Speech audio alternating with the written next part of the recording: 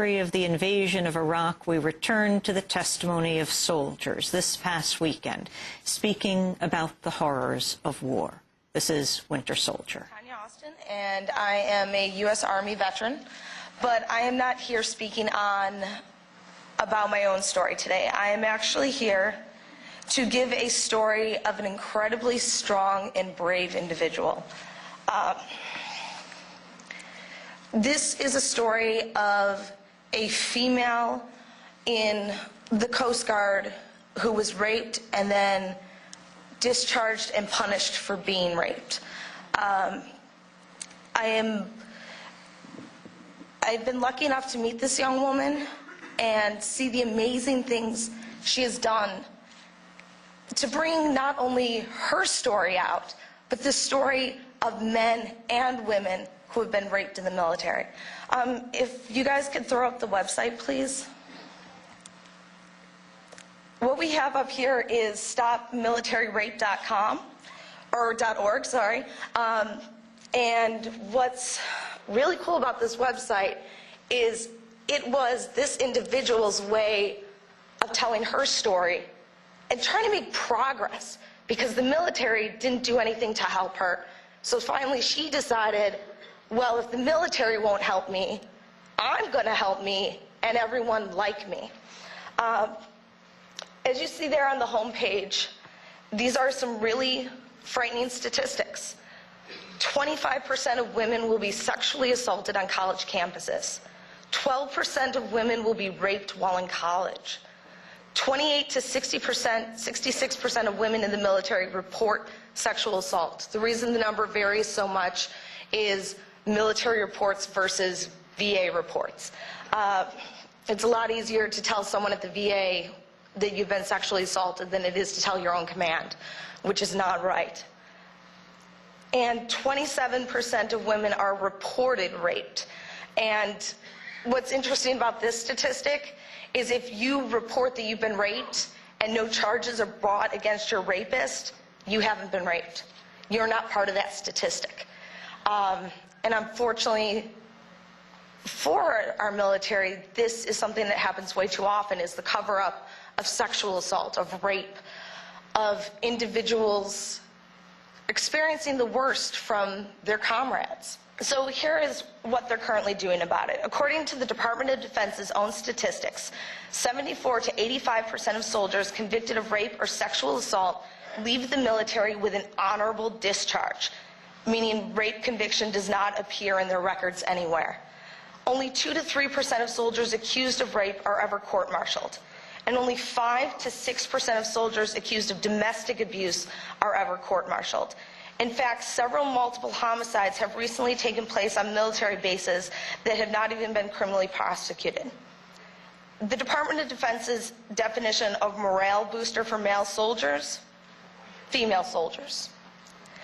Take as needed, disposed when finished, and continue serving with honor. Please remember that many suffer in silent shame, and never forget what's going on. Now I'd like to tell this individual's particular story. And having experienced sexual harassment in the military myself, this is kind of difficult, as it is for everyone on this panel up here. But our stories need to be told.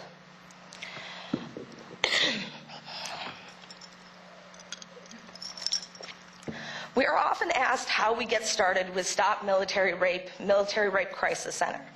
I am a veteran of the United States Coast Guard and a survivor of military sexual trauma. I was raped in May of 2006 by a fellow shipmate. I followed all the necessary steps, including reporting the assault and providing evidence, a confession letter written by my rapist. In August of 2006, I was informed that I'll be discharged. According to the Coast Guard Academy psychologist, surviving rape makes one ineligible for worldwide deployment, and as a result, I can no longer serve in the Coast Guard. What follows was a 9-month battle between the Coast Guard and myself while I tried to keep my job and change the Coast Guard's unofficial policy that rape survivors should be allowed to serve in the Coast Guard. I was a female in my early 20s, brand new to the Coast Guard. I admit it, I did not know every Coast Guard policy or tried to know something beyond my E3 rank.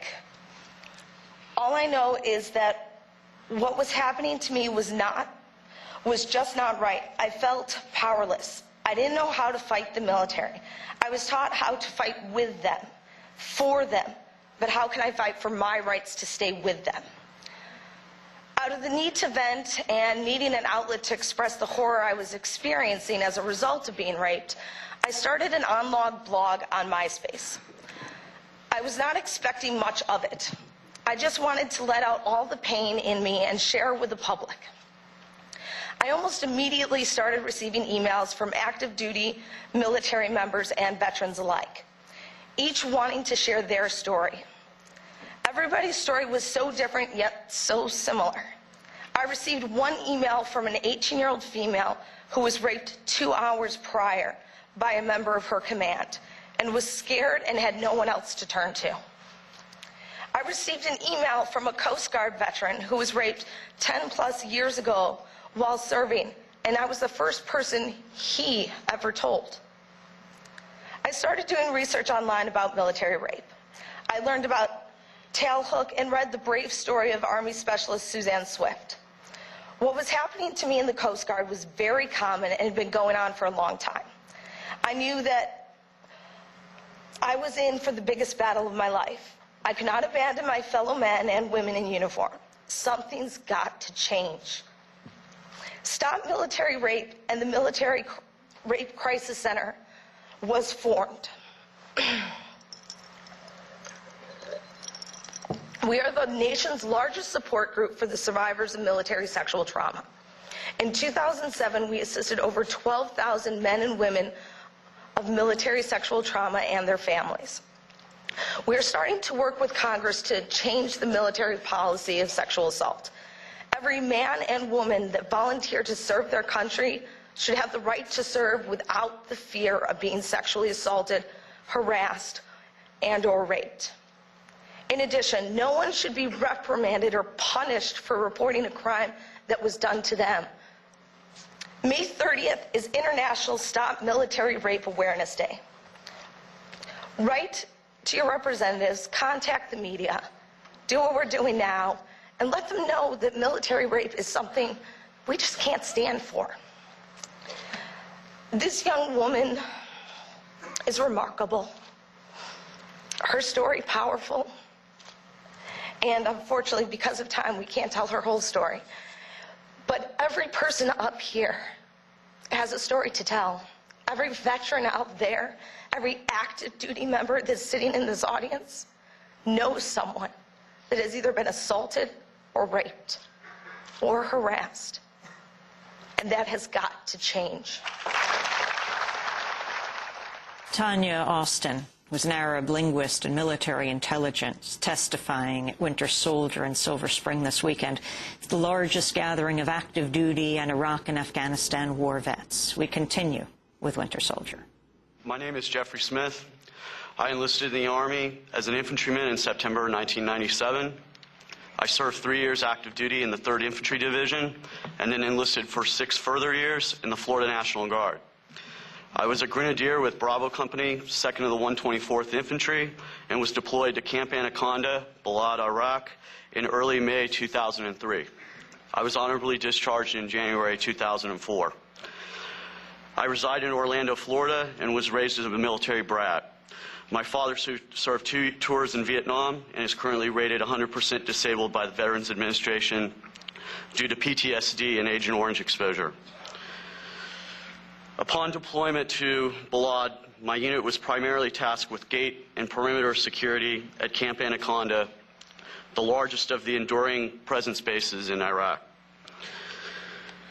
Providing security at the front gate, one of the daily rituals we were tasked with was clearing Iraqi nationals who came to work on a daily basis on post, doing such jobs as filling sandbags, clearing rubble and trash, etc. These Iraqi nationals were paid $1 a day and were given an MRE for lunch. They worked under extreme conditions of heat and dust, oftentimes 130-degree temperature, and we're always escorted by armed guards. One of the other missions that we were occasionally tasked with was raiding houses in the local area, especially when we first arrived in country. One of the houses that we first raided was supposedly the home of a former Bath official. It was the middle of the day when we raided this house. When we arrived in the neighborhood, we were told that we were going to try to force the front gate open to the house. But apparently the armored cavalry unit that was with us had other plans in mind. They rolled over the front wall of the house, destroyed the vehicle that was inside, and upon entry to the house, I was second in the stack